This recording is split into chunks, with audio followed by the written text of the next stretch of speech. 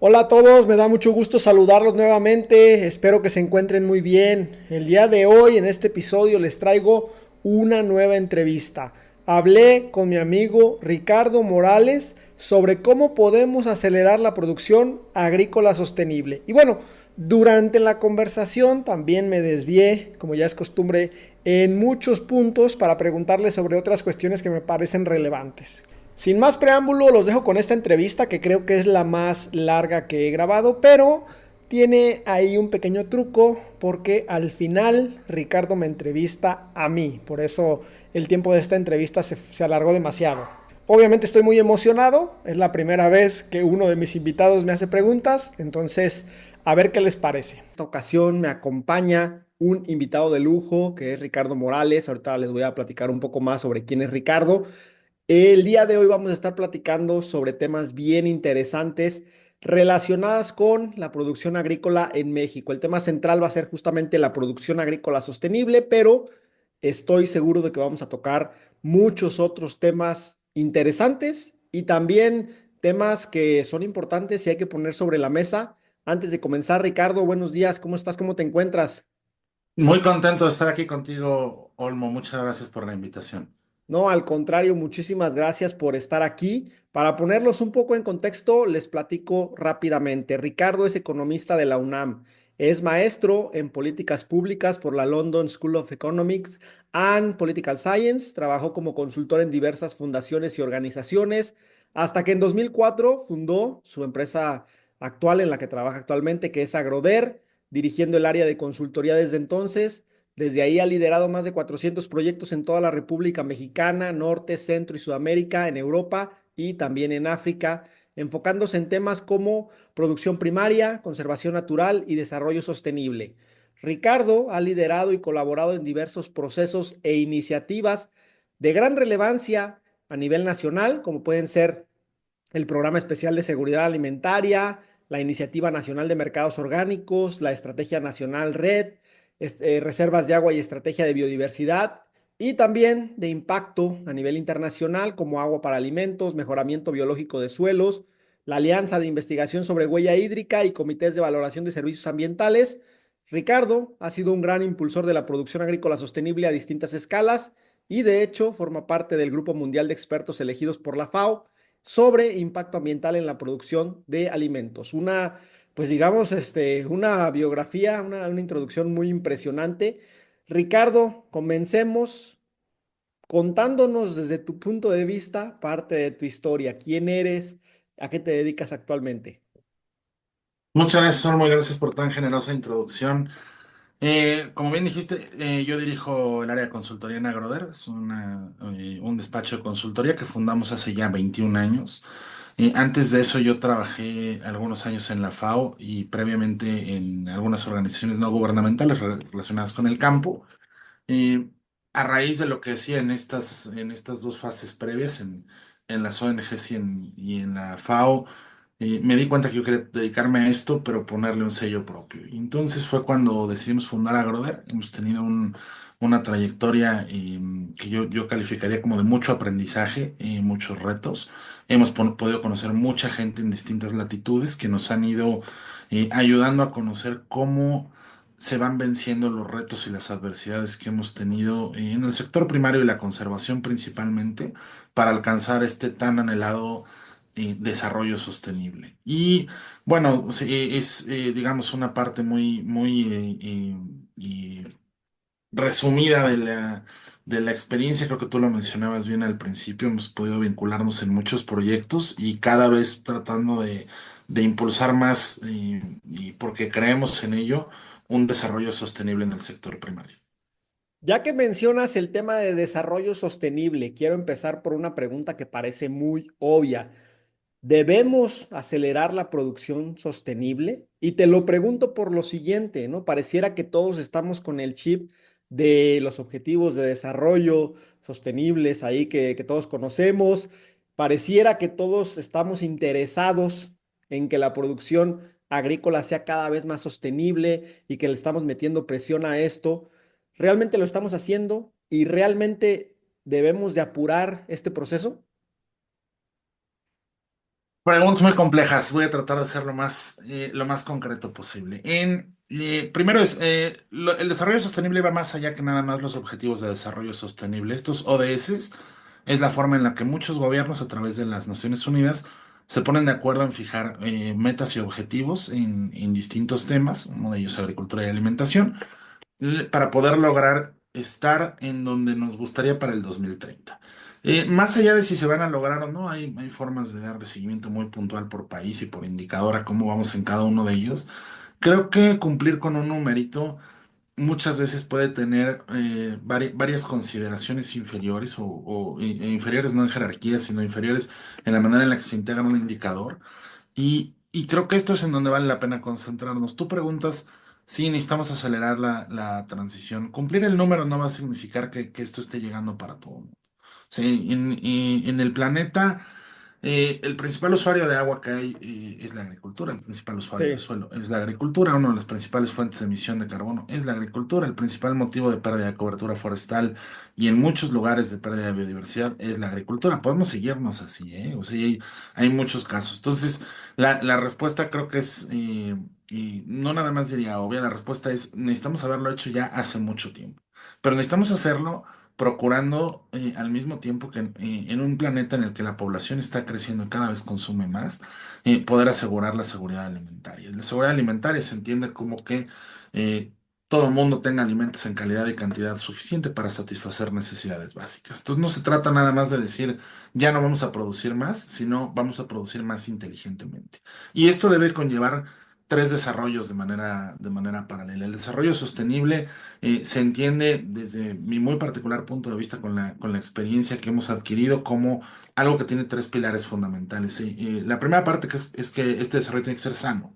Y Ok. esto significa reducir el impacto que tenemos sobre el uso de recursos, mejorar nuestra relación con el ambiente, pero al mismo tiempo producir alimentos de alta calidad con densidad nutricional. Un segundo punto es que sea una agricultura sensible, responsable con su entorno, que procure el desarrollo comunitario y brinde oportunidades en las comunidades en las que se está trabajando. Y un tercer punto que es sin el que no van a funcionar los otros dos, que sea solvente, que sea negocio para el agricultor. No podemos pedirle al agricultor filantropía, no le podemos pedir que nos subsidie alimentos. Y esto muchas veces, aunque es engañoso, lo que implica es que el desarrollo tenga que considerar o tenga que tener implícitos estos tres factores para que podamos considerarlo tal. Hay que acelerar la transición, sin duda, pero hay que acelerarla a todos los niveles. Y nuevamente lo que dije al principio es no fijarnos nada más en el indicador, sino que este indicador realmente esté llegando a lo que está sucediendo en las bases o a lo que está sucediendo en campo. ¿Dónde entra la tecnología en juego aquí? Te lo pregunto porque parecería que de repente dices, acelerar la producción agrícola sostenible, tecnología, tecnología, tecnología. ¿Ese es el camino? Bueno, una parte del camino, por supuesto, que es tecnología, y en tecnología hablamos desde, a veces desde genética y semillas, y hablamos de infraestructura y de acceso a data, la interpretación que tenemos, la elaboración de pronósticos. La tecnología se da a muchas escalas. Y tú podrías decir, oye, hay que aplicar tecnología, sí, desde la rueda hasta la inteligencia artificial. Todos estos cambios que van habiendo en la tecnología tienen que tener una aplicación práctica, obviamente después de una fase de desarrollo de pruebas en donde sepamos que esto va a funcionar, pero cada vez tenemos más tecnología que nos está ayudando a tener agricultura sostenible.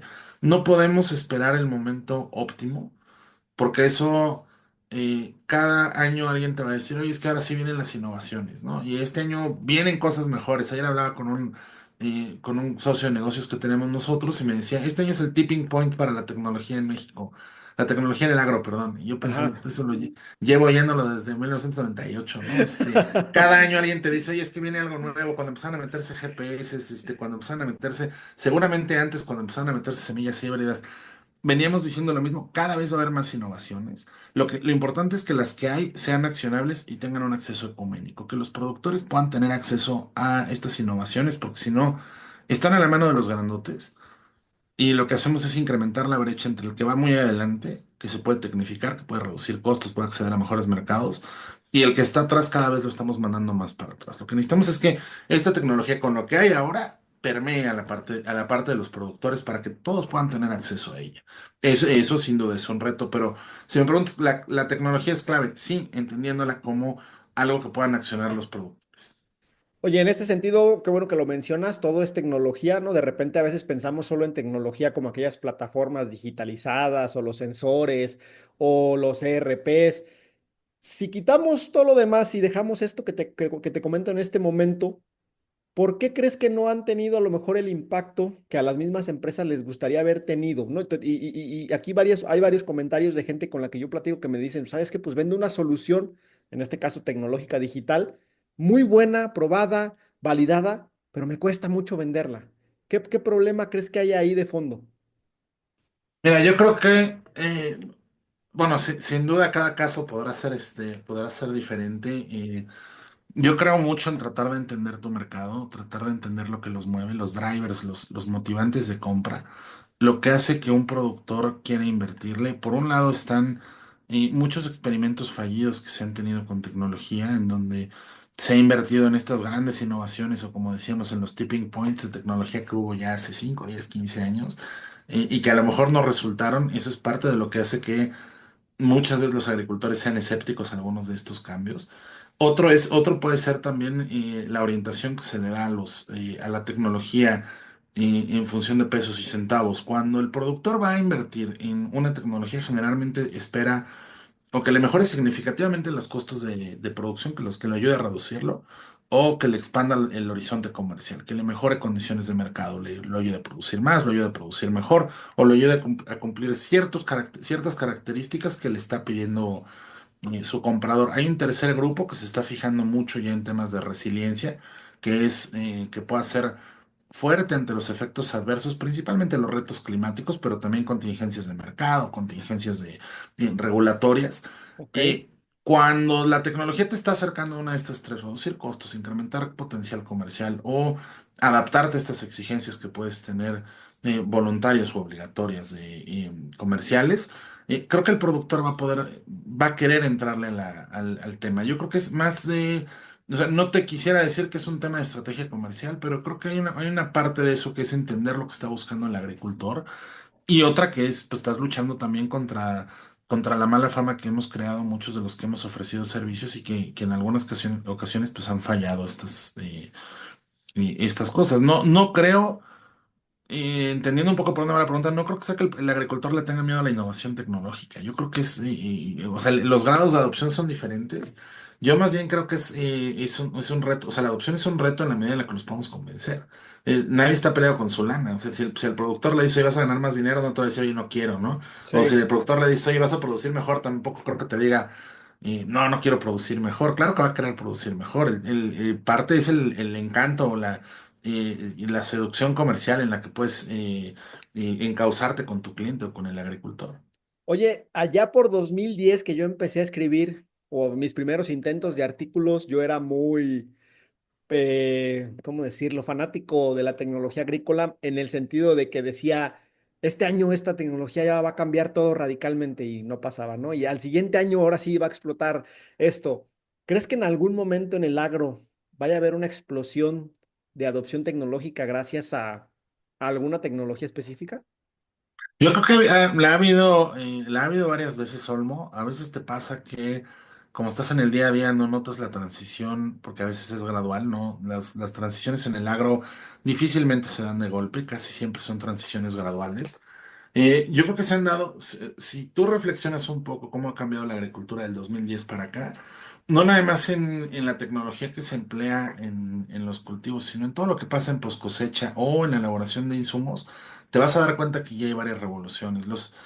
No hablo, o sea, podemos hablar de casos en específico desde sistemas de riego muy puntuales, la genética, cuando hablamos de las semillas o de las plántulas o de los insumos. Creo que te puedes dar cuenta de cómo han ido evolucionando en este último caso, las bases de formulación. Tú sabes mejor que yo que ahora pues el boom de los insumos biológicos pues trae una inercia muy grande, todo el mundo está volteando a ver para allá, igual que los temas de automatización en caso de la agricultura protegida o en la agricultura a cielo abierto, estás viendo también algunas innovaciones, a lo mejor no a la escala que verías en una agricultura protegida de muy alta tecnificación, pero también estás viendo innovaciones en donde simplemente por ahorrarse cintas de riego, que puede ser un diferencial entre que tengas números negros y números rojos, estás viendo cómo están aplicando tecnología a los productores y la tecnología, volviendo a la anterior, no es nada más el chip que trae un software muy sofisticado. O sea, la tecnología puede ser desde cambiar el material con el que estás elaborando estas cintas, Ok. o incluso a veces cuando hablamos de post cosecha, el acceso a cierta tecnología para empacar, para seleccionar, o incluso para almacenar o para cadena de frío, sí está teniendo una distorsión, principalmente, Olmo, por dos factores: la integración global de mercados y el cambio climático.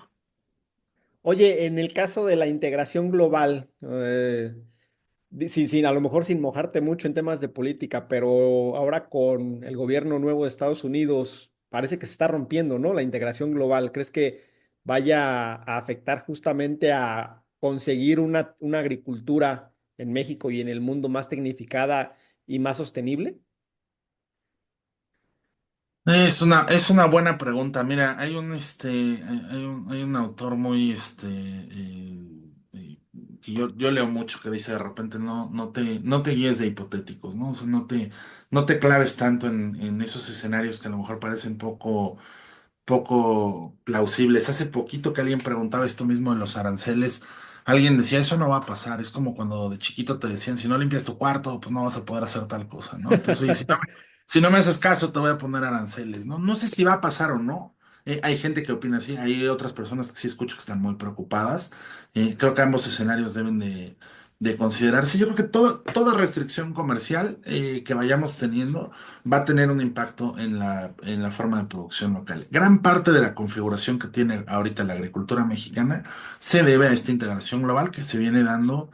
Lo platicábamos ahorita un poco antes de empezar a grabar, desde el Tratado de Libre Comercio con América del Norte, que empezamos a mirar los productos que en el exterior se producen más baratos que en México y los importamos cada vez más. Y los productos mexicanos que tienen cada vez más aceptación en el exterior, podemos hablar de frutas, de vegetales, o muy en particular de aguacate, de frutos rojos, de tomates, Sí, de pimientos. Empezamos a producirlos cada vez más en diferentes regiones donde antes no los producíamos. Por supuesto que el acceso a mercados, más allá de meterme en el rollo político, como bien dijiste que no lo voy a hacer, y el acceso a mercados trae una distorsión en lo que está pasando en nuestra agricultura, o sea, va a tenerla. ¿Qué pasa si se restringe la salida al exterior? Pues muchas de estas operaciones agrícolas tendrán que replantear si bajo su esquema productivo actual, el esquema comercial que tienen va a hacer sentido, cambiando el destino de la producción. Por los costos de producción, por las características del producto, por los tiempos de adopción que tienen o por el nivel de tecnificación. Seguramente habría algunos que tendrían que replantearse, pero no nada más. Y con este tema tan caliente que hay de los aranceles, se distorsionarían. Yo vería un poco más allá a los criterios que hay cuando sí nos podemos integrar, Olmo, en mercados del exterior. Hay algunos que te empiezan a pedir, digamos, lo que se calificaría como reglas no escritas, ¿no? Entonces hay algunos que ya incluso las están escribiendo, pero lo que te dicen es: oye, yo prefiero que tu producción de frutales venga de zonas que me puedas garantizar que son libres de deforestación. ah, ok, Entonces, pues con eso te echas la mitad de la producción de algunos cultivos que hay, no nada más en nuestro país, en toda Latinoamérica y en parte de África. O que te digan: oye, ¿sabes qué? Yo prefiero productos que traigan una menor traza de estos químicos que el Pesticide Action Network clasifica como peligrosos, ¿no? ok. Entonces tú en temas productivos no nada más puedes cambiar de cultivo, sino dentro de tu cultivo tienes que cambiar la forma en la que estás produciendo para cumplir con esos requisitos globales. Y entonces con esto el factor de mercado también está distorsionando cómo producimos. En este sentido, se nos durmió el gallo en la agricultura mexicana al poner todos los huevos en la cesta de Estados Unidos. No había otra opción. ¿Por qué crees tú que de repente nuestra mentalidad es como de mucha comodidad? De aquí está al lado y no necesito buscar nada más. Y ahora que pues ya hay amenazas, ya nos damos cuenta que a lo mejor no fue la mejor estrategia. ¿Crees que se nos durmió el gallo? Mira, yo creo que en gran parte, el hecho de poder tener un socio comercial tan grande que paga bien por algunos productos, que sí escuchas muchas historias de terror, pero también escuchas muchas historias de éxito. El campo mexicano tiene muchas historias de éxito. que han podido crecer gracias a esta sociedad que tienen en Norteamérica. Y es algo que ha apalancado el desarrollo agrícola en muchas de las regiones.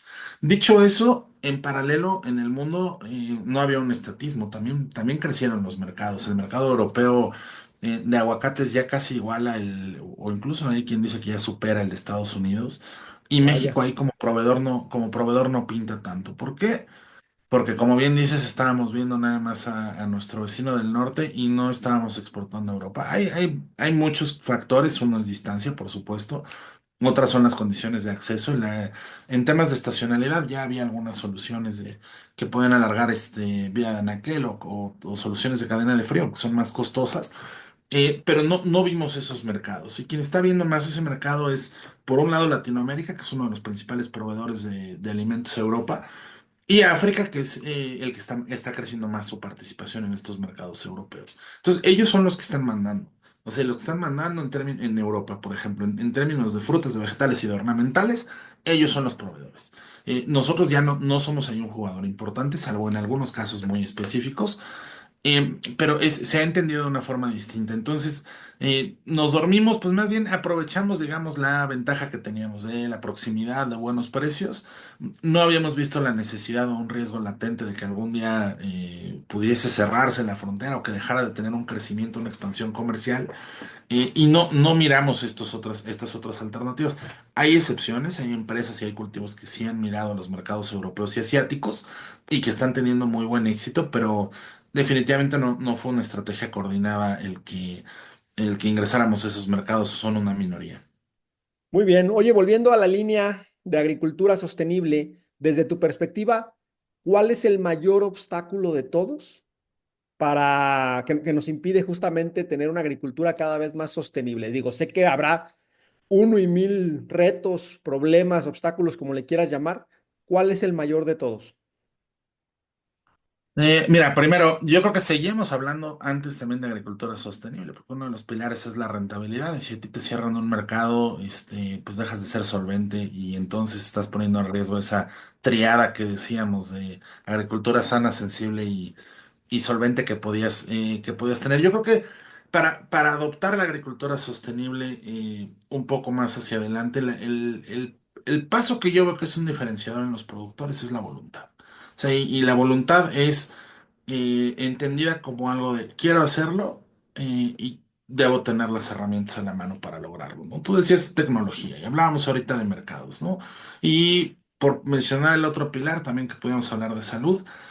Todo el mundo ha visto una degradación en sus suelos, en la calidad o disponibilidad de agua, etcétera. O sea, existen esas alertas de que las cosas a veces no andan bien. El de mercado tú lo mencionabas ahorita muy clarito, ¿no? Nos pueden cerrar un mercado y entonces vamos a tener una contingencia en ese aspecto. Y Sí, habrá quien te diga, oye, pues en temas de agua, pues el umbral también es está muy latente, ¿no? Porque es muy fácil decir o saber cuando estamos en una situación muy comprometida de disponibilidad de recursos hídricos. Yo creo que cuando el productor se da cuenta de todos estos riesgos que está teniendo de mercado, de condiciones de suelo, de condiciones de agua, él mismo es consciente de que necesita hacer un cambio. Pero a veces lo que necesita es animarse un poco hacia adelante, a cambiar el tablero, a cambiar la forma en la que está tomando las decisiones, pero también necesita un acompañamiento. Y el acompañamiento, aunque suene muy sencillo decir, oye, debería ser responsabilidad del gobierno, en realidad creo que no deberíamos estar esperando eso. Creo que necesitamos hacer que los productores que tienen esta voluntad con las organizaciones que los representan pudieran estar acompañando a los productores o dotándolos de conocimiento y en la medida de lo posible de tecnología para que pudiéramos aproximar estos cambios. Y esto es, con voluntad, lo que quiero decir no es nada más querer o no querer, sino querer y estar en condiciones. Y querer y estar en condiciones muchas veces significa el que tengas un acompañamiento de pares, y esto se debe entender como el que ya cruzó el río debe voltear y decirte por dónde lo vas a cruzar o cómo lo vas ok. a cruzar. Y que no va a pasar nada en el Inter, no es que vayas a ser, no es que pases de ser el malo a que vayas a ser el bueno. O sea, en realidad Desde que das el primer paso, te estás convirtiendo en el que está siendo un impulsor de este cambio. A la escala que se hace, es un productor chiquito, un productor grandote. Pero por otro lado, una de las limitantes más grandes que hay, Olmo, es que muchos de los productores viven con un tema de no rentabilidad en el agro. Entonces, les es muy difícil mirar a los otros dos pilares y que le digas, oye, pues vas a tener que fijarte que tu producción sea sostenible posiblemente, porque eso es lo que se difunde, te va a costar más y vas a ganar menos. Entonces el productor va a decir, oye, además de que no gano dinero, me estás pidiendo que le invierta a Sí. cuidar algo cuando pues no puedo ni darle de comer a mi familia. No se trata de eso. Creo que una parte es difusión de información, otra parte es este acompañamiento o esta guía. Y creo que también es el que pueda permear todo el conocimiento de la tecnología para que entendamos que es un cambio necesario, pero que el productor sí necesita en parte este acompañamiento. Oye, mencionaste un tema bien interesante y aquí quiero hacer nuevamente un paréntesis porque en el poco tiempo que te conozco, considero que eres un gran generador de redes, o sea, tú eres un facilitador entre mucha gente para que se conozca, para que interactúen, para que hagan negocios. ¿Por qué crees que de repente en el agro mexicano nos cuesta tanto trabajo tener solidaridad? O sea, trabajar en equipo, estar organizados, que justamente es algo que mencionabas en este momento que se ocupa. ¿Por qué crees que nos genera tanta fricción el de repente, el que ya cruzó el río, como dices tú, que le diga a todos los demás por dónde? ¿Por qué no estamos, o es mi perspectiva errónea? No lo sé. No, que yo creo que, mira, es una perspectiva que escuchas en muchos lugares y que lamentablemente es una realidad en muchos de los casos. Yo sí soy un creyente del trabajo en equipo. Creo que de manera individual no vamos a llegar muy lejos. O sea, necesitamos trabajar coordinadamente, no nada más entre pares, sino entre todos los que existimos dentro o coexistimos dentro del sector y que tenemos una visión razonablemente semejante. Te agradezco el comentario inicial. Yo lo que creo es que eh, cuando nosotros logramos trabajar en equipo por estos objetivos, vamos a poder multiplicar los esfuerzos simplemente porque este conjunto de experiencias nos va a ayudar a que la transición sea mucho más coordinada, sea algo que pueda aprender de los errores que cada uno de nosotros ha cometido y que también podamos potencializar los beneficios. ¿Por qué se da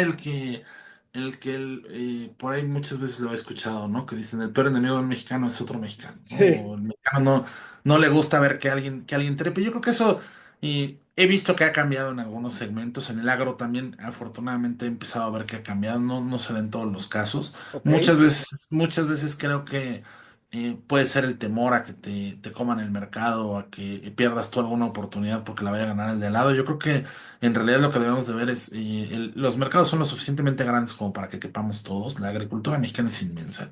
O sea, inmensa en territorio, 25 millones de hectáreas agrícolas productivas. Creo que deberían de dar como para que todos pudiéramos pensar que hay que hacer crecer el pie para que crezca la rebanada de cada quien, ¿no? Eh, y creo que esa es la visión que tendríamos que estar aportando hacia adelante. Más allá de pensar si no podemos formar una red, más bien pensar las ventajas que tenemos en poder tener una red donde hay un montón de soluciones. Yo te he escuchado a ti, escuché otros podcasts y de repente tiene gente que es muy interesante, que tiene mucho conocimiento y me encantaría ver que se formara un equipo con muchos de ellos, porque hay quienes tienen soluciones desde la asesoría técnica, la semilla, el acceso a financiamiento, infraestructura, la aplicación de un control de patógenos muy en específico, la interpretación de data. O sea, hay gente que tiene un montón de talento, hay mucho conocimiento acumulado. A mí lo que me gustaría ver sería que esto pudiese funcionar como una red y que estuviera integrado. Es parte de lo que dices que impulsamos, es lo que en lo que nosotros creemos, en impulsar este Ok. desarrollo coordinado del sector. Oye, excelente. No ahondaré más en ese tema porque creo que lo has dejado bastante claro, pero quiero conocer tu perspectiva sobre innovación agrícola. Parece que la palabra innovación, que durante muchos años era usada a diestra y siniestra, parece que pasó a un segundo plano ahora por el tema de sostenibilidad. Pero el tema de la innovación, ¿qué opinas tú? ¿Cómo se puede mejorar la innovación en el agro? ¿Qué tienen que hacer empresas, agricultores?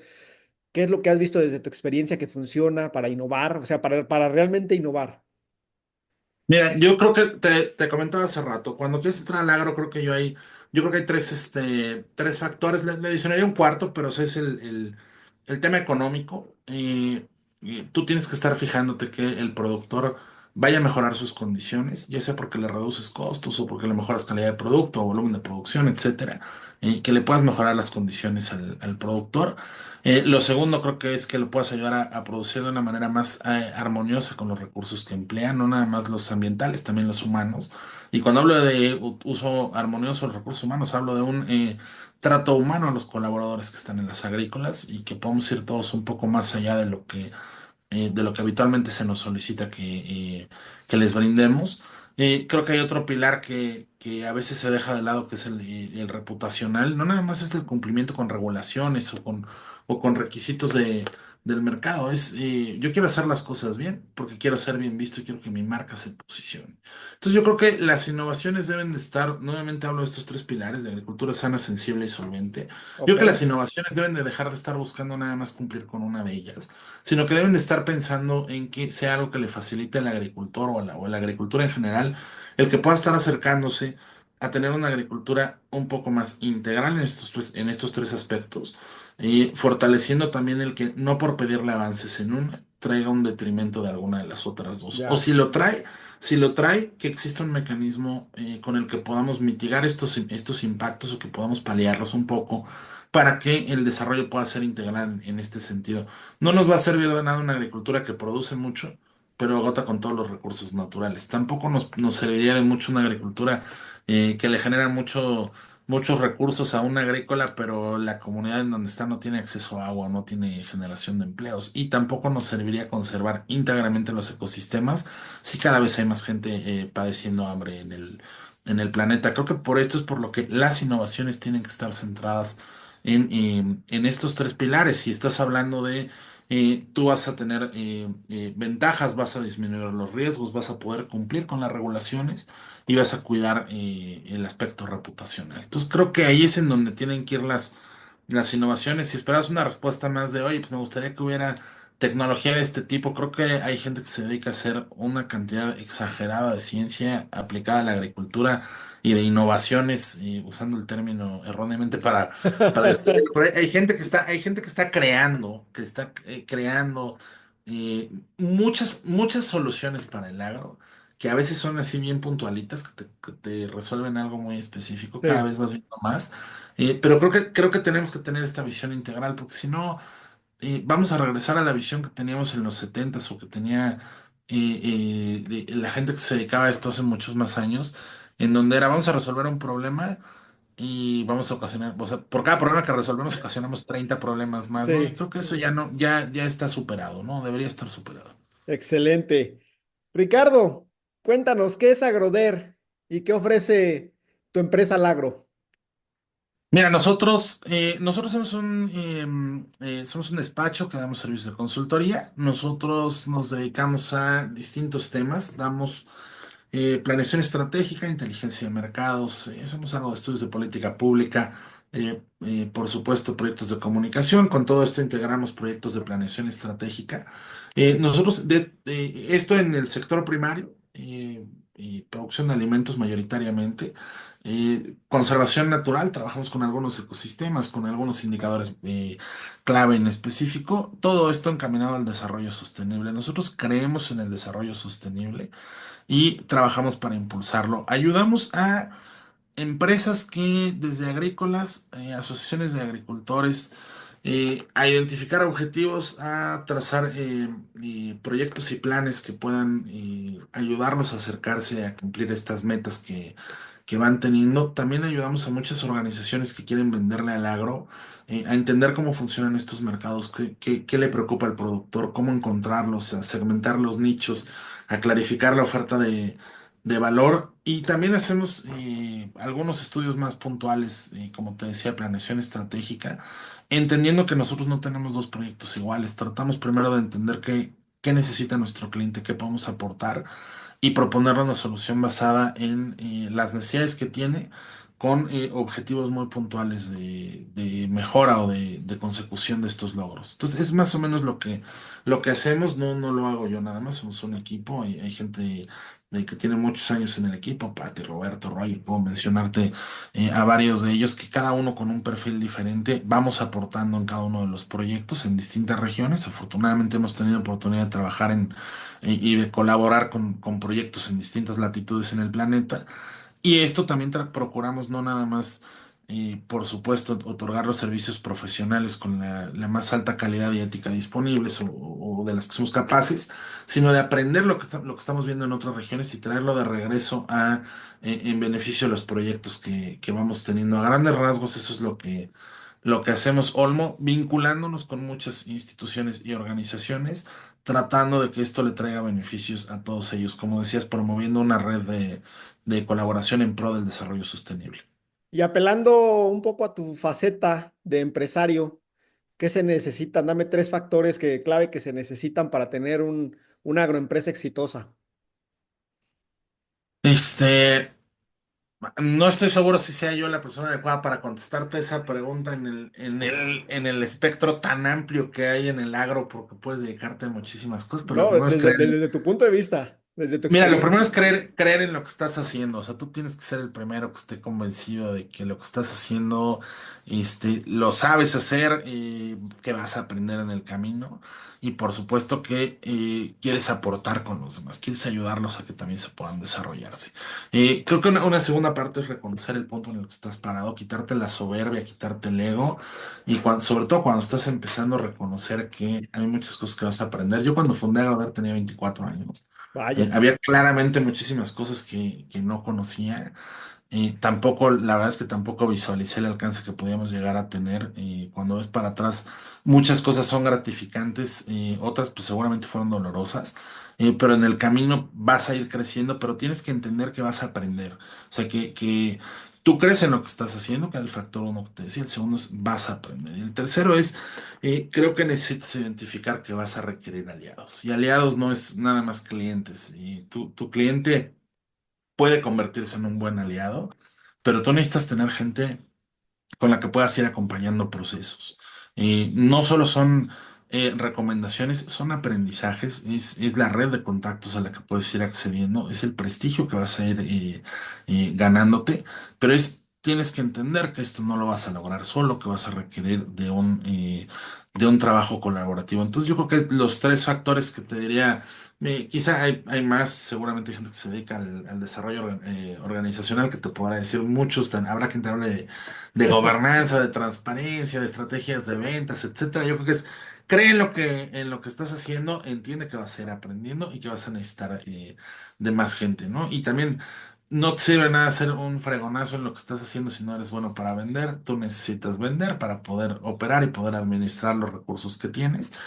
No necesitas ser tú el que venda. A veces el que es el bueno para hacer algo no necesariamente es el bueno para vender, necesitarás ayuda en eso, pero creo que eso resumiría lo que yo creo que te puede ayudar a posicionarte hacia adelante, Olmo. Algunos de los proyectos de Agroder han tenido lugar en África, como bien lo mencioné en tu presentación.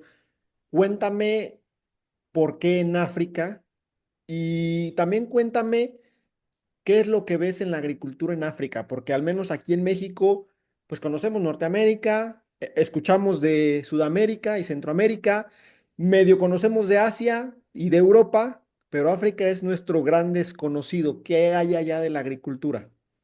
Mira, África bueno, es un continente muy, muy grande y con muchas diferencias culturales, sociales y económicas. A veces crecemos con la idea de que África es lo que veías antes en el National Geographic, ¿no? Y que ibas a llegar y que no te ibas a encontrar nada. La verdad es que hay ciudades en África que están muy desarrolladas. Y cuando digo muy desarrolladas, tú puedes equipararlas con alguna capital latinoamericana, posiblemente en términos de accesibilidad de servicios, de acceso también a tecnología. Hay algunas que durante mucho tiempo tuvieron temas de seguridad muy relevantes, se decía que eran inseguras. Ahorita hay algunas capitales africanas que son más seguras que muchas capitales latinoamericanas. En el agro en África, mira, nosotros hemos tenido proyectos en distintas regiones, en el centro, en el sur y bueno, África del Este, África del Oeste, ¿Ok? en el centro y en el sur. Cada una de esas agriculturas es diferente. El desarrollo que se ha dado en ellas ha sido un poco más limitado porque dos de los grandes limitantes, las grandes limitantes del desarrollo en África es la carencia de vías de comunicación y la deficiente red eléctrica. Entonces, las vías de comunicación hacen muy complicado el traslado de commodities agrícolas para poder exportarlos.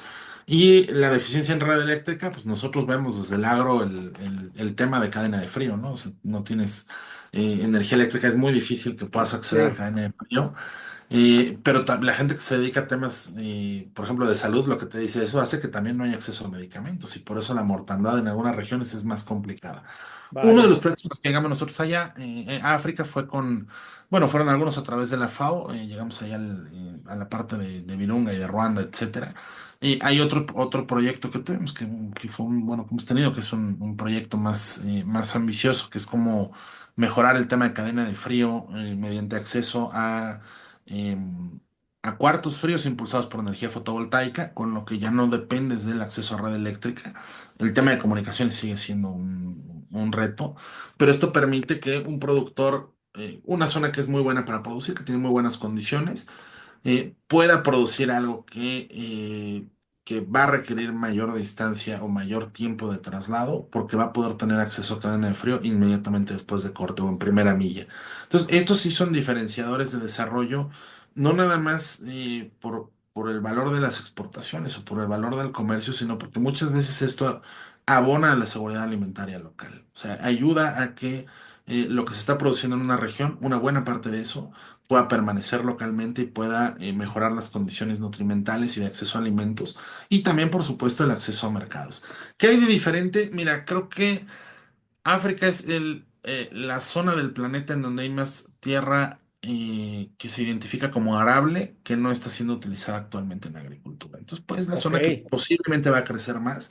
En términos de regulaciones, todavía van en muchos países, van varios pasos atrás del resto del planeta. Esto pues, puede ser una ventaja y puede ser una desventaja. Es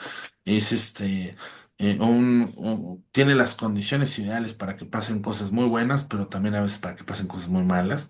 Y me refiero en particular a experimentos muy puntualmente con algunos insumos o con algunos temas de OGMs o genética que a lo mejor en otras regiones ya hay una regulación o aplicación del principio de precaución que ahí no se, en algunas regiones no se está aplicando, pero tienen esta ventaja de que tienen muy buenas condiciones para producir, cada vez hay mejor infraestructura, principalmente los inversionistas son asiáticos de infraestructura, son chinos e hindúes, el acceso a esta infraestructura pues, les va a facilitar el llegar a algunos mercados. Algunos de los proyectos que te comentaba que teníamos en África del Este y África del Oeste en particular son proyectos que buscan el desarrollo agrícola sostenible para poder exportar producción a Europa.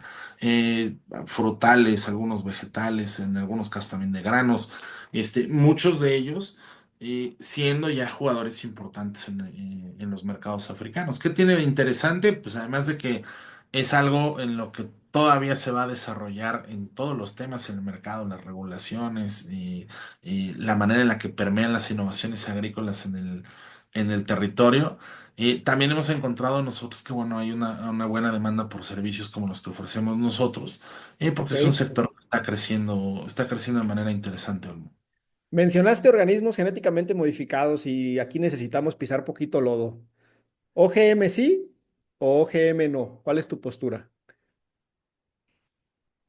Mira, mi postura es interesante el tema de OGMs. Mira, yo creo que los OGMs deben de ser tratados con una clasificación totalmente especial, muy diferente que los híbridos. Yo sí creo que los OGMs, cuando están demostrando que pueden tener un riesgo en términos de biodiversidad, en términos de los insumos que deben utilizarse, que puedan ser nocivos para el ambiente, para la persona que lo aplica o para la persona que consume el producto, esto pues debería ser argumento suficiente para decir que esto no lo vamos a permitir. Hay un tema también de contaminación genética que podría estar afectando o que ha afectado en algunas regiones a productores a distintas escalas. Y hay otro que es el modelo comercial bajo el que trabajan las OGMs. en donde el productor, hay muchas historias. De hecho, sé que a ti te encantan las películas del agro. Hay uno que se llama, ay, ahorita te voy a decir cómo se llama, Percy contra Goliat. Y puedes ver en algunos de estos casos, puedes ver cómo alguna de estos gigantes de transgénicos y Ya, pues con prácticas comerciales muy cuestionables, y pues pueden deshacer la integridad de una agrícola que lleva 30 o 40 años haciendo las cosas por lo menos aparentemente bien, porque sí, hay o sea, están infringiendo alguna práctica comercial. Entonces, después de todo ese contexto, yo no soy promotor de los OGMs, creo que hay otras alternativas. Si lo que te está diciendo el OGM es que te va a producir de una manera con mucha mayor productividad, pues es solamente uno de los criterios que hay que estar viendo, hay que ver todos los demás. ok. Entonces nos vamos a dar cuenta de que a lo mejor una palomita grandota sí la podemos anular con varios taches que vienen allá a los lados. Entonces yo creo que desde mi muy particular punto de vista, creo que los OGMs fueron una de esos falsos oasis que se vieron hace unos 50 o 60 años. Hay quien los sigue utilizando porque creen que trae una solución nuevamente a uno de estos tres pilares que decíamos. El impulso más grande de los OGMs era rentabilidad económica. Porque Ok. lo que te decían es va a haber más productividad y estamos buscando acabar con el hambre en el mundo. Yo te pregunto, te regreso la pregunta a ti ahora, Olmo. ¿Se acabó con el hambre en el mundo con los OGMs? No se ha acabado con el hambre del mundo. No se ha acabado con el hambre en el mundo, entonces habrá que buscar otras soluciones. Lo que sí se hizo fue que los productores de los OGMs hincharon la cartera hasta donde pudieron. Entonces, Ya. hay que decirlo como eso, es un negocio que se vio como un negocio. No es que esté prohibido hacer un negocio, pero creo que las condiciones bajo las que se hacen negocios pueden todavía regirse bajo algunos principios de sostenibilidad o incluso hasta de ética, ¿no? Si quisiéramos vernos un poco más exquisitos. Oye, y el camino a seguir entonces se llama agricultura regenerativa. Y a mí me encanta el nombre regenerativo porque yo siempre digo, si aceptamos el nombre de agricultura regenerativa es porque ya aceptamos, consciente o inconscientemente, que tenemos que regenerar suelo, biodiversidad, lo que tú quieras, porque la hemos maltratado. ¿Ese es el camino a seguir o crees que a lo mejor es solo parte de él? Mira, la agricultura regenerativa es uno de los grandes impulsores de cambio hacia la agricultura sostenible. O sea, es una de las maneras como podemos migrar las prácticas para mejorar condiciones de manera multitemática. La agricultura regenerativa se basa en distintos principios como reducir la carga de químicos, no picar la tierra, introducir especies pecuarias, tener cultivos de cobertura, tener en cuenta el contexto y incrementar la diversidad. Esto suena muy completo.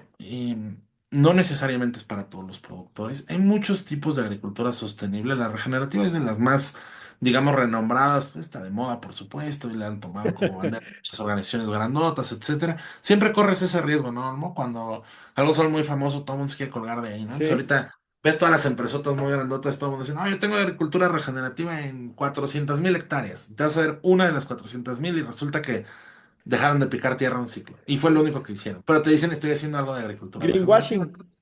Pues hay que ponernos serios, ¿no? Entonces hay que decir, oye, ¿quieres aplicar agricultura regenerativa? ¿Qué estás metiendo? No, pues metí 3 gallinas en una hectárea. Pues eso no es agricultura regenerativa, ¿no? Entonces, creo que podemos ir un poco más allá. Y no tienes que, o sea, no necesariamente tiene que ser el único camino. Hay muchos tipos de agricultura sostenible. Está la agricultura sinérgica, biodinámica, biológica, mesiánica, agricultura de conservación. Habrá quien te diga que la orgánica, la ecológica, o sea, la natural, la fucoca. Hay muchos tipos de agricultura sostenible. La agricultura regenerativa ha agarrado mucho impulso, en particular en ciertos segmentos. Está bien que lo esté agarrando, pero hay que fijarnos que lo estemos haciendo de manera correcta y que no caigamos exactamente en ese greenwashing. Y también, por esto decía al principio con lo de los ODS, también el tema de los indicadores. Oye, muchas de estas empresas grandotas se comprometen públicamente, no, pues voy a tener prácticas de agricultura regenerativa en tantas hectáreas. Entonces ve su Sí, botellita o su cajita y entonces dice, oye, impulsamos la agricultura regenerativa. Vamos a ver con qué. Y vamos a ver cómo la estás impulsando. Y si resulta que dejaste de picar nada más un ciclo a la tierra y que le metiste 3 gallinas en un terreno de 400 hectáreas, vamos a decir, oye, si ese es tu mejor esfuerzo, entonces quita la etiquetita de agricultura regenerativa. Esa es una cosa. Y la otra es, totalmente. vamos a fijarnos en los contextos, ¿no? Yo creo que actualmente ya hay certificaciones en agricultura regenerativa Hay un debate grande a nivel de los grandes sabios de este tema. Uno de ellos, Ray Archuleta, que sale en Kiss the Ground, lo que Ya, dice es, lo que dice es, tú vas a tratar de hacer esto en la mayor medida posible. Y la mayor medida posible para ti va a ser muy distinta que para mí y va a ser distinta para el vecino. Entonces no podemos fijar un estándar, no puedes fijar un tope, no puedes decir, vamos a reducir la carga química al 95% o al 80%. Va a depender del contexto. ok, Entonces, cuando tú fijas un estándar, en primer lugar, lo único que haces es que la gente lo haga nada más por cumplir el estándar, ¿no? Oye, mete ganado en la superficie, pues ahí están las tres gallinas, ¿no? Y ya cumplí con el objetivo. No, no se sí. trata de eso, más bien se trata de que tengamos un impacto. Entonces, creo que cuando dice agricultura regenerativa es lo del futuro, ojalá, no es para todo el mundo, hay que ver otras, pero hay que adoptarla de forma seria, ¿no? Claro, totalmente. Oye, Ricardo, pues esta entrevista se me está escapando como agua entre las manos. Dejé un punto para el final, que obviamente pues te vas a tener que mojar ahí un poquito tú. Y al final de mis preguntas, porque tengo entendido que me quieres hacer tus preguntas, ¿no? Entonces espero que todavía estés en ese tenor y que vayan a ser retadoras las preguntas. Pero para finalizar con mi entrevista hacia ti. El tema de políticas públicas, ¿qué tipo de políticas públicas se necesitan en este caso específicamente en México para impulsar la producción sostenible? ¿Se necesitan incentivos gubernamentales de algún tipo? O sea, el gobierno ya como tal debe jugar un papel en impulsar este tipo de producción o debemos de lanzarnos a sin él. No, yo creo que el gobierno, por supuesto que debe de jugar su papel, le debe de facilitar esta transición, o sea, debes de acercarle a los productores. Vaya, o sea, la agricultura sostenible no se va a lograr por decreto, o sea, va a ser una transición. O sea, Ok, y la transición va a tomar tiempo. Los ciclos agrícolas son largos, no estamos produciendo, como bien decías anteriormente, no estamos produciendo hardware o algunos ítems de innovación tecnológica que puedan le hagas tres, cuatro cambios a la máquina y entonces el día de mañana ya tienes una producción totalmente diferente. En el agro no pasa así. Y en el agro, además de que los ciclos agrícolas son largos, las escalas de adopción son bajas. Entonces tú empiezas a hacer un cambio en una agrícola y lo vas a empezar con una superficie pequeña y de ahí te vas a ir expandiendo. Esas transiciones sí necesitan un acompañamiento de muchas fuentes, entre ellas gobierno. Y gobierno puede aportar no nada más con recursos, puede ser facilitador.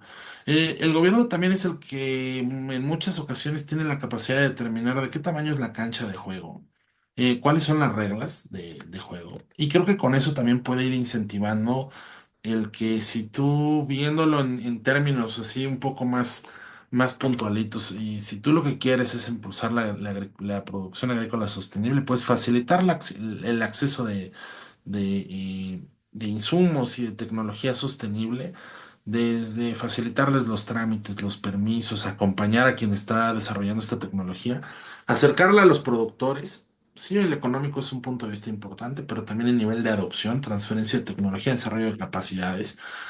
Pero vas a tener que ir fijando las reglas de qué sí se permite y qué no se permite. Ahorita que decías lo de los OGMs, ese es un tema, ¿no? O sea, y es un tema bien plantado. O sea, hay países donde hay prohibición para la siembra de estos de organismos genéticamente modificados. Hay países también que han prohibido la utilización de muchos insumos agrícolas que se ha probado que son nocivos para el ambiente, para el aplicador o para el consumidor. sí, Entonces yo creo que esa es una parte en donde el gobierno tiene que seguir jugando como un ente regulador, también tiene que seguir jugando para que los productores, cuando no lo puede regular para prohibirlo, desincentivar el uso o incentivar el uso de la alternativa sostenible, vamos a llamarle, ¿no?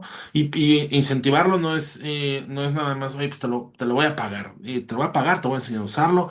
Muchas veces no es nada más el te lo voy a pagar, es te voy a ayudar a que demuestres que funciona o a que lo valides o a que pruebes tres o cuatro alternativas. Voy a ayudar a los fabricantes a que puedan mejorar el desarrollo tecnológico, que pueden hacerlo accesible para todo el mundo. Puedo facilitar los canales de distribución. O sea, hay muchos aspectos en los que creo que puede mejorar. Hay gente que se dedica a eso y que es muy buena en el mundo y en México también. Y creo que eso es algo que necesita tener la visión correcta para que pueda implementarse. Yo no creo que sea que haga falta oye, ¿qué programa hace falta? Hoy un programa que esté que deba diseñarse. Yo creo que más bien es cómo estamos comprendiendo la visión integral de sostenibilidad Y entonces de eso es de lo que van a derivar las líneas de acción con las que podemos impulsar o promover cada uno de estos cambios, porque repitiendo lo que te decía ahorita al principio, esto tiene que ser una transición gradual. Y Ok, entendido como una transición gradual requiere un acompañamiento. Tú le quieres quitar al productor, voy a poner un ejemplo muy puntual, tú le quieres quitar al productor un insumo químico que es muy barato pero es nocivo. Y lo va a sustituir por un insumo biológico que es un poco más caro, pero es totalmente amigable con el ecosistema, con el que está aplicando el insumo y con el consumidor. Entonces al productor le va a traer gradualmente un incremento en costos. Después a lo mejor se puede equilibrar porque va a subir rendimientos, ¿no? Pero tú lo que tienes que hacer es acompañar al productor entendiendo que si le van a subir los costos, tú tienes que tener un mecanismo para ayudarlo a que él no le esté perdiendo dinero ya. o a que el producto no le cueste más. Que lo pueda aplicar, le pierda el miedo y que lo puedas acompañar o lo puedas transicionar o a que llegue a mejores mercados o a que equilibre por lo menos la circunstancia para que no por producir mejor vaya a terminar estando en número. Entonces creo que ese es el mecanismo y al mismo tiempo tienes que apoyar, no nada más cuando hablamos de agro, hablamos de agricultores, hablamos de todo el sector y de los proveedores. Tenemos que apoyar a a los desarrolladores de sistemas de riego que nos ayudan a ahorrar agua, la gente que está desarrollando software para factores nutricionales o los productores de insumos para que puedan mejorar su oferta a mercado, llegar a más productores y reducir costos. Entonces, eso es lo que creo que tendría que ser considerar una política pública que pudiera, que nos ayudara a facilitar esta transición. Oye, genial, ¿eh? Al final de cuentas tocamos muchísimos temas, bien interesantes tus respuestas para analizarlas, escucharlas varias veces. No paso a pedirte tu comentario final, pero sí paso a darte la palabra para que me preguntes lo que traigas en mente, solamente haciendo la precisión que en 200 y pico entrevistas, no tengo ahorita el número exacto que he hecho aquí en el podcast, eres la primera persona que me dice que me va a preguntar algo. Y ojo, nota para los escuchas, no, no crean que Ricardo me ha pasado aquí las preguntas previamente para que yo tenga las respuestas preparadas, no tengo idea que me va a preguntar, así que adelante. También de regreso, muchas gracias, Olmo, por la gentileza de aceptar recibir algunas preguntas y sobre todo que en efecto no las habíamos platicado. También, Olmo, no me pasó todas las preguntas, hubo algunas que dijimos desde antes. Bueno, si le metemos un raspón a temas polémicos, no hay ningún problema, pero te agradezco que te dejes unas preguntas. Hace poquito platicábamos, hace me parece un par de semanas ahí en GreenTech, ¿no? Y te decía Sí. yo, oye, ¿qué se siente comunicar en el agro? Yo veía cómo te desenvuelves, cómo te presentas con la gente, etcétera. Cuando empezaste con esto hace ya muchos años, ¿tenías la visión de que esto iba a durar tanto tiempo? No, la realidad es que mi primera perspectiva y la única que he tenido para el podcast fue que le dije a mi esposa, con 5,000 personas que me escuchen, ya, o sea, con 5,000 escuchas me doy por bien servido. O sea, era tan, no sabía qué esperar, porque pues, estamos hablando de 2020, o sea, ya los podcasts a lo mejor estaban no consolidados, pero empezando en diversos temas, pero en el agro no había podcast. De hecho, este fue el primer podcast de agricultura en español. Había en inglés, obviamente. Entonces, pues, era algo tan desconocido. Yo le hablaba a la gente, oye, te voy a entrevistar por un podcast. ¿Un qué? ¿Qué es eso? ¿Cómo lo escucho? O sea, no tenía ni idea. Y puede parecer hace décadas, pero fue hace pues, apenas 5 años, ¿no? En 2020. Entonces, no tenía perspectivas. Para mí era, aunque me escuchen 5,000 veces, la armo. Y pues obviamente eso ya quedó muchísimo atrás en el pasado, ya casi estamos cercanos al medio millón de escuchas.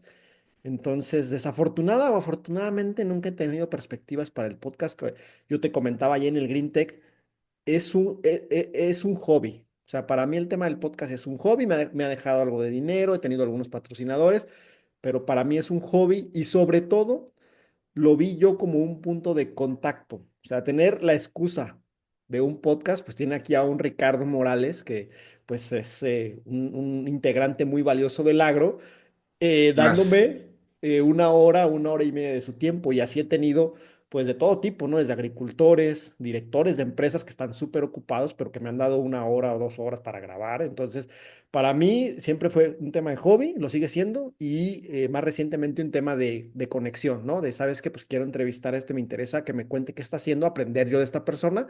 Pues llegas con un podcast y ya ahorita ya es muy fácil, ¿no? Ya tengo un podcast. Ah, sí, órale, me interesa.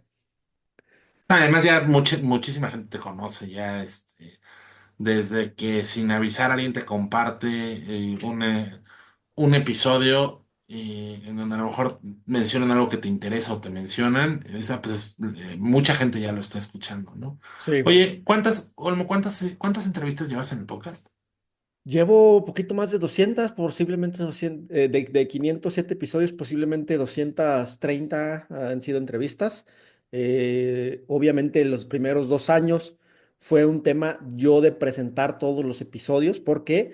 Porque nadie me aceptaba la entrevista. Yo hablaba con 10 personas y una me decía, ah, pues sí, vamos a ver, porque no había esa cultura del podcast, ¿no? Últimamente, pues ya, si te fijas en el feed ahí de mi página web, en podcastagricultura.com, pues ya hay mucha gente, ya la mayoría de episodios son entrevistas porque ya es muy fácil conseguirla, pero posiblemente en lo que resta de este año va a haber más participaciones mías que entrevistas. Interesante. Oye, y de estas 200 entrevistas, ¿qué no te ha pasado? Seguro sí te ha pasado, que de repente estás entrevistando a alguien, está contestando y te quedas pensando, no estoy de acuerdo en nada de lo que está diciendo este cuate. Totalmente de acuerdo, me ha pasado. Al principio sí cometí yo, creo, el error de dejarlo pasar, de decir, ¿sabes qué? Pues yo lo invité, le abrí aquí la puerta de este foro para que tuviera cierta exposición y vino a decir eso, pues a lo mejor dejarlo pasar ciertas cosas, pero ya de un tiempo para acá es muy raro que te deje pasar algo. No ataco, o sea, yo siempre le digo a la gente, mi trabajo con el podcast, mi principal trabajo es hacerte quedar bien. O sea, no estás aquí para que yo te ataque, no estás aquí para que yo te critique, pero si no estoy de acuerdo con algo, últimamente, pues al menos en los dos últimos 2 años, sí lo digo. ¿Sabes qué? Está interesante, a lo mejor pues yo no estoy tan de acuerdo y le sigo preguntando, ¿no? O sea, ciertas cuestiones como para tener más contexto, que normalmente primero pregunto más para tener más contexto y a veces me he dado cuenta de que su respuesta que yo consideraba errónea, equivocada o que no estaba de acuerdo, era porque a lo mejor me faltaba un poco de contexto, entender exactamente por qué pensaba eso. Y ya cuando entiendo un poco más el contexto, a veces clarifico y digo, ah, mira, lo que yo entiendo es que tú ves esto de esta manera porque estás viéndolo desde ese punto de vista. Y generalmente, cuando con las personas que me ha pasado, terminamos teniendo un punto en común. O sea, no es como ni todo es lo que tú dices, ni todo es lo que yo pensaba, sino que encontramos un punto en común y creo que eso puede ser de lo más valioso que he encontrado yo con el podcast, ¿no? Encontrar esos puntos en común. Oye, y gracias por la honestidad de esa respuesta. Oye, y ¿hay alguno, no me digas nombres, pero hay alguno o algunos que te hayan cambiado la forma como pensabas de algo en específico? Sí, sí, sí hay algunos. La mayoría de cuestiones han sido temas informativos, técnicos del agro. Entonces, ahí, para esas entrevistas, yo aprendo, ¿no? Por ejemplo, yo de inocuidad es una de mis áreas más débiles en el agro, o sea, donde a lo mejor no me atrevería a hablarte de inocuidad más allá de lo general, porque pues, tema de sistemas y estándares y todo eso, pues no, o sea, los conozco, pero no te los puedo manejar. Pero empecé un cierto tiempo a invitar a mucha gente de inocuidad, porque decía, ¿sabes qué? Pues de inocuidad no sé. Ah, pero me traje a 5 o 6 personas de diferentes empresas y entonces ya te puedo hablar yo una visión general de lo que es la inocuidad, ya te la entiendo, ya si escucho una empresa, un estándar o algo, ya te lo manejo, o sea, te lo entiendo, obviamente, no te lo puedo explicar así con detalle técnico, pero las que más han cambiado mi visión son sobre todo las de temas de negocios. Por eso te hice una pregunta sobre negocio, ¿no? Cuando alguien me dice, ¿sabes qué? Es que este fue el camino que seguí yo, porque al final preguntando las claves, pues ese es el camino que seguí yo. Aquí me faltó, por ejemplo, contigo preguntarte a lo mejor tus mayores errores, que de los mayores errores que me han comentado es donde a veces digo, ¿sabes qué? Pues estoy ahí metido en el lodo en uno de esos. A lo mejor eso es lo que me está frenando en estos momentos, ¿no? Entonces, del tema de negocios, sí es de lo que más he aprendido. Yo he tocado poco, muy poco, a comparación de otros podcasts del agro de amigos, he tocado muy poco el tema humano. No lo toco tanto, a lo mejor me ha faltado esa parte también, pero sí del tema de negocios, del tema de agroemprendimiento, del tema sobre todo, les he preguntado, y resiliencia como agroemprendedor, como agroempresario, ¿qué es lo que te mantiene? He aprendido de varios entrevistados sobre esos puntos. Oye, y gracias. Oye, y Tienes ya varios años con el podcast, tienes un alcance muy significativo. La variedad de temas también hace que a veces el público sea muy diverso, ¿sí? Y quién te escucha? O sea, ¿qué tipo de gente es la que luego te dice o te manda comentarios sin que tú, o sea, no me hables de tus conocidos o tus Sí, contactos o de mí o de de mi mamá. gente que luego hasta te manda un mensajito, ajá, o que te manda un mensajito y te dice, me gustó esto, no me gustó este. De desconocidos que de repente te contactan o te buscan, que te enteras que te escuchan, ¿qué son? O sea, ¿quiénes son? ¿Son agricultores? ¿Son gente que participa en la industria? Pues mira, como bien lo ¿Técnicos? dices, o sea, al final de cuentas, yo siempre pensé establecer un podcast general, ¿no? Por eso mismo Tonatiu, nuestro amigo de Agronauta, me hace mucho bullying con el nombre Saludo a Tona. de podcast Agricultura, de que no le pensé, pero desde el principio fue una cuestión de hablar generalmente del agro. O sea, todo lo que pueda caber dentro del agro, yo lo toco en los episodios. Entonces, obviamente, como tú bien lo mencionas, eso hace que la audiencia sea muy variada. ¿Quién me escucha?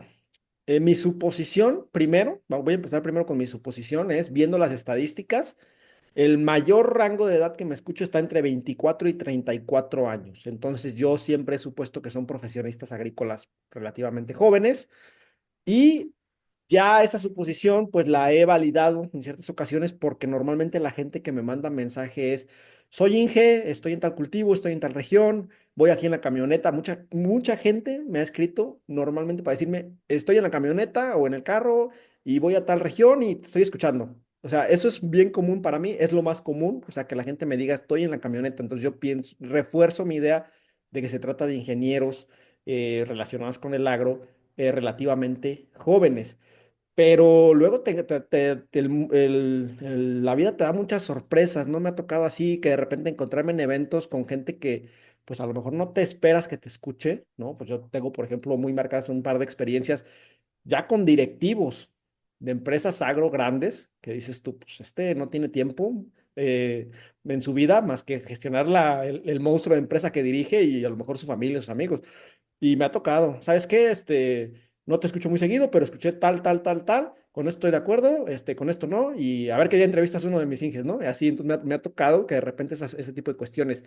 Me ha tocado amas de casa, o sea, me ha tocado, o sea, hay historias ahí, Pato, que de repente tú dices, ah, caray, o sea, pues dentro de los miles, porque ya son miles de gente que escucha, pues hay a veces casos bien extraordinarios, ¿eh? Pero normalmente son ingenieros relacionados con el agro, que son entre 24 y 34 años.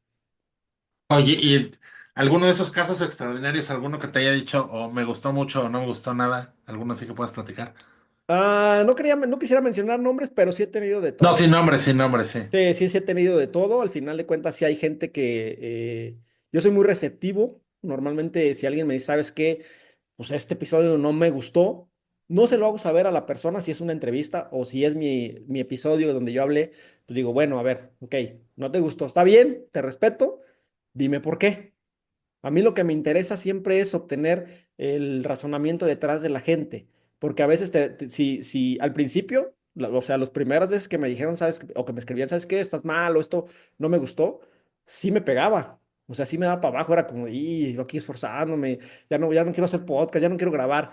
Pero después te das cuenta de que cuando preguntas, y nuevamente vuelvo a lo que ya te mencioné, cuando entiendes el contexto, dices, ah, ok, no te gustó por esta cuestión específica que a lo mejor estaba fuera de mi alcance o que lo que tú quieras, ¿no?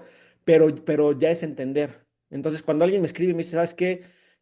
No me gustó esto, siempre es porque, ok, te respeto, está bien, chido, ¿por qué? O sea, dime por qué, para entender exactamente si hay algo que está dentro de mi campo de acción que yo pueda mejorar, o si no te gustó cómo hablaba el entrevistado, pues bueno, o sea, qué bueno que me dices, pero pues ahí no puedo hacer absolutamente nada, pues si el entrevistado habla así. Entonces, eh, últimamente, por ejemplo, el último año, he recibido muchos menos comentarios, digámoslo hasta cierto punto, negativos o constructivos, y he recibido muchos más positivos. O sea, siento que conforme pasa el tiempo, más gente como que tiene esta conciencia de decir, pues este amigo ya lleva 507 episodios, pobrecito, échale ahí una porra, ¿no? Oye, y de temas, ¿cuáles son los más polémicos que te ha tocado tocar en el podcast? Organismos genéticamente modificados, o sea, ese es así uno de los... No debería haber polémica, ¿Cómo? no debería haber polémica. Ya, pues tengo un par de episodios al respecto y son así, o sea, súper polémicos, no sé, hay gente escribiendo. Normalmente, bueno, aquí tengo que mencionar algo, Ricardo. Hasta hace relativamente poco, en las plataformas de podcasting, se tuvo la posibilidad de comentar los episodios, ¿no? Antes tú los subías y no había posibilidad de comentar, por ejemplo, en Spotify. Entonces, mucha gente lo que hacía es, a través de mi página web o si me conocía a través de mi WhatsApp, me escribía, ¿no? Y entonces, cuando, por ejemplo, organismos genéticamente modificados, siempre era la polarización total, o sea, llegaban los mensajes de no, que sí, que es la solución, el futuro, o llegaban los que pues casi casi te querían linchar, ¿no? Que cómo era posible que impulsáramos eso. El tema de agroquímicos, o sea, el tema de agroquímicos siempre es polémico, o sea, cuando se habla con una empresa o alguien que trabaja con agroquímicos o que te menciona, ah, para tal cultivo aplico tal agroquímico. Nunca falta el que te escriba y no, es que la agricultura ecológica, es que tú eres Satanás, ¿cómo vas a promover aplicar químicos? Entonces, que yo recuerde, creo que esos son así de los dos más polémicos. Y ahorita que dices de los comentarios y de la retroalimentación que tienes, ¿hay alguien que hayas, no me digas nombres, obviamente, pero alguien que hayas entrevistado y que haya salido o que lo hayas publicado y después de un tiempo te haya dicho, oye, ¿sabes qué? Cambié de opinión de lo que te dije? No, hasta el momento no me ha tocado. Me ha tocado gente que ha hecho el comentario de, ¿sabes qué? Pues ya no estoy en la empresa en la que estaba, de la que hablé, pero ahí sí tengo política de cero eliminar algún episodio. O sea, sí les he tenido que decir a un par de personas, mira, tómalo como parte de tu experiencia de vida. Ahí lo vas a tener el audio y el video para cuando quieras recordar cuando estabas en esa empresa. No, pero que salí mal y que no salí. O sea, ahí sí no bajo ni un episodio, pero así lo otro, así que digas, ¿sabes qué? Cambié de opinión. Que yo recuerde en estos momentos, todavía nadie me ha dicho. Ya, oye, y ahorita, bueno, no quiero tampoco abusar de la generosidad y del tiempo, pero yo sé que tú te dedicas también a otros servicios y que muchas veces y obviamos que todo el mundo los conoce porque pues todo el mundo tiene acceso a tu página de internet o los vínculos que van a aparecer aquí abajito. Sí. Pero ¿por qué no platicas un poquito de lo demás que haces, Olmo, por favor? Claro, mira, actualmente me estoy dedicando al tema de consultoría en temas de marketing para agronegocios. Es algo oficialmente relativamente reciente. Como te comentaba en el Green Tech, fue apenas iniciando este año que ya decidí dedicarme de lleno a ello. Hasta antes pues había hecho cosas de marketing. De hecho, la gente que escucha el podcast sabe que trabajé en una empresa de financiamiento agrícola estuve 3 años casi como responsable del equipo de contenido dentro del equipo de marketing. Entonces, y como te comentaba en el Green Tech, pues, literalmente vengo desde 2010 haciendo un montón de pruebas, un montón de ejercicios, un montón de cosas de hobby en temas de marketing digital para el agro, que así justamente fue como nació pues mi blog, como nació mi podcast, como nació mi canal de YouTube, pero siempre lo había visto como un hobby. O sea, como esto me ayuda a conectar con gente, esto me ayuda a tener una plataforma para yo poder expresar alguna idea, algún tema. Pero fue hasta pues este año que ya decidí dedicarme justamente al tema de marketing para los agronegocios porque entiendo que existe una necesidad, ¿no? Muchos agronegocios, especialmente pequeños y medianos, quieren vender más. Oye, ¿cómo aumento mis ventas? ¿Cómo aumento mis ventas? Siempre están detrás de las ventas.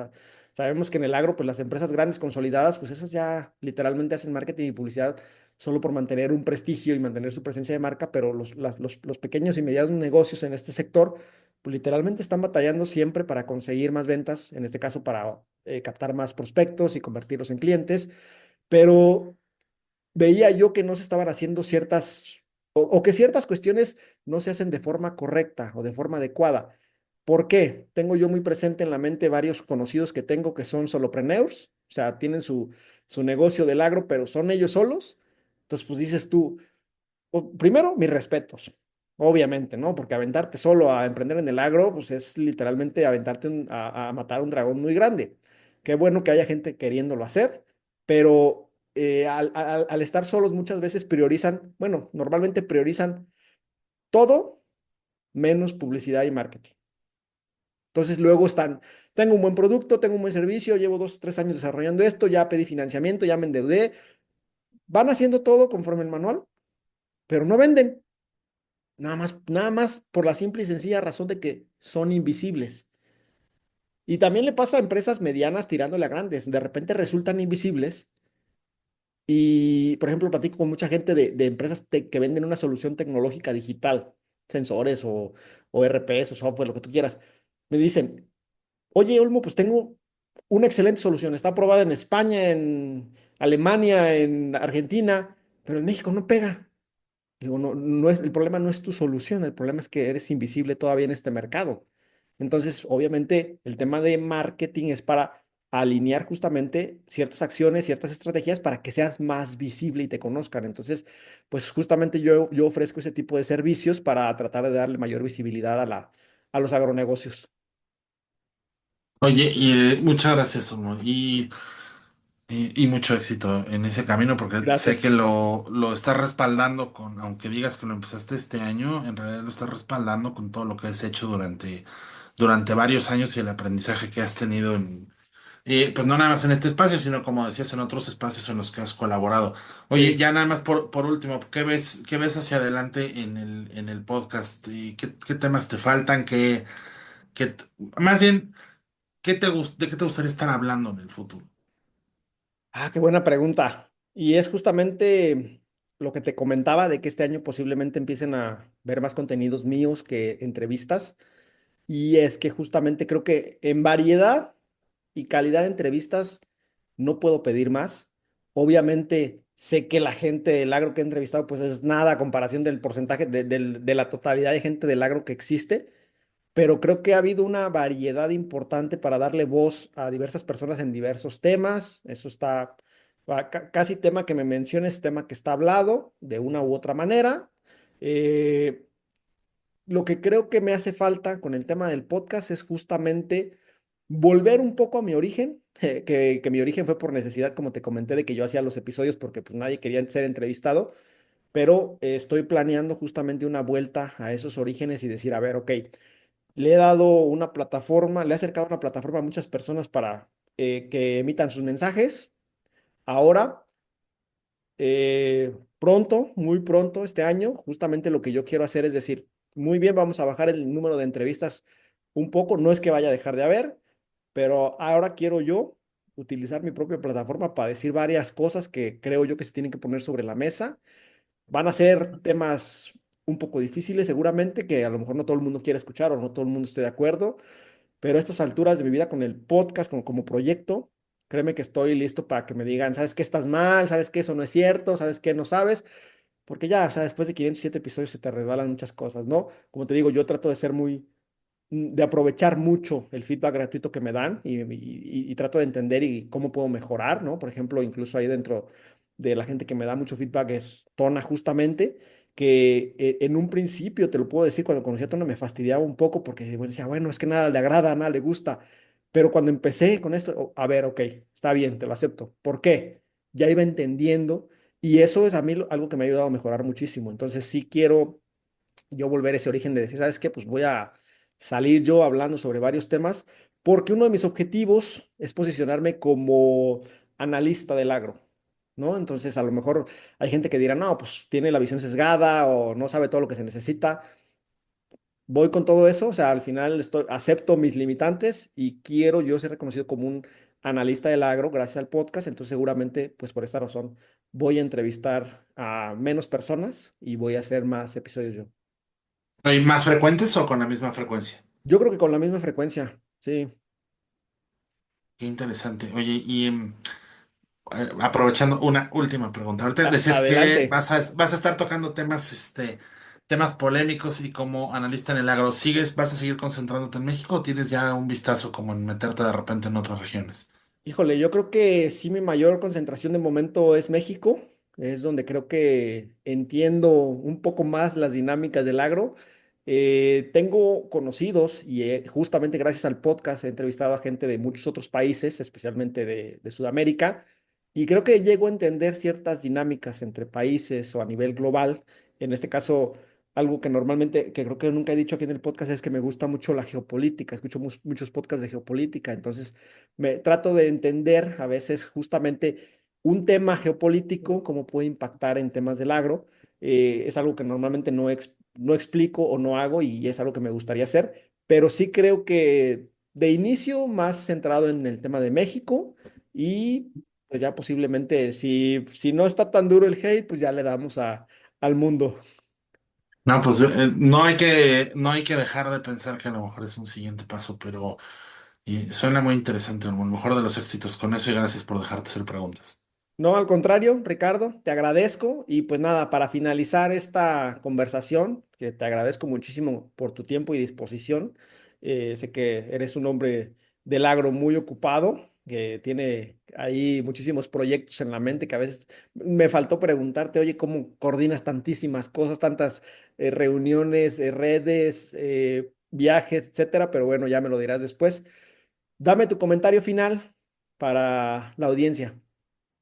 Pues, bueno, primero a ti agradecerte el espacio y esta charla tan amena. Hemos tenido otras y hace poquito platicábamos, incluso de geopolítica africana, si no mal recuerdo un poco. Sí. No la grabamos, pero hubiera estado interesante. Creo que el mensaje debe ser, o sea, y muy en línea con los temas que platicábamos, es no podemos estar esperando el punto óptimo de la tecnología para decir, ahora sí le voy a entrar al cambio, porque la evolución tecnológica va a seguir ocurriendo. Y no vamos a llegar a algún momento en donde digamos, ya tenemos todo lo que necesitamos, siempre va a estar en constante desarrollo. El que no cambia somos nosotros, ¿no? O sea, las personas. Entonces, lo que sí necesitamos, o sea, no cambiamos porque somos los mismos, lo que sí cambiamos es nuestra mentalidad. Lo que sí necesitamos es animarnos a tener esta transición. Y el mensaje debe de ser entender que una transición hacia la sostenibilidad ya no es una cosa de si queremos o no queremos, tenemos que hacerlo. Y la invitación también es a que lo veamos como algo que tenemos que hacer en equipo y de manera integral considerando estos tres pilares que comentamos, ¿sí? Una agricultura sana, una agricultura sensible y una agricultura solvente. Eso es lo que vemos hacia adelante. Olmo, y ese es el mensaje que me gustaría dejar, no tenerle miedo a esa transición, saberse acompañar de gente que ya está en ese camino. Hay mucha gente muy valiosa, casi todos los que están en ese camino ya están acercándose a destino, van a voltear gustosos a tender la mano para colaborar. Hay que saber también pedir ayuda, pero no tenerle miedo a esas redes de colaboración. Es todo lo que me gustaría compartir, Olmo. Excelente, Ricardo. Te agradezco mucho nuevamente y pues a todos ustedes, muchísimas gracias por estar ahí. Espero que les haya gustado esta entrevista doble en ambas vías. Y pues si les gustó, por favor, ayúdenme a compartirla. Yo los espero muy pronto con un próximo episodio aquí en el podcast. Hasta luego. Y hasta aquí llego yo con esta entrevista. Muchísimas gracias por estar ahí. Sin duda, vuelvo a agradecerle a Ricardo por el tiempo y la disposición para esta conversación, o en este caso esta doble entrevista. Yo lo entrevisté, él me entrevistó. Espero que les haya resultado interesante. De ser así, ayúdenme compartiendo este episodio con otras personas o también pueden compartir cualquier otro episodio que les haya gustado. Por supuesto, muchísimas gracias por estar ahí. Yo los espero muy pronto con un nuevo episodio. Hasta luego.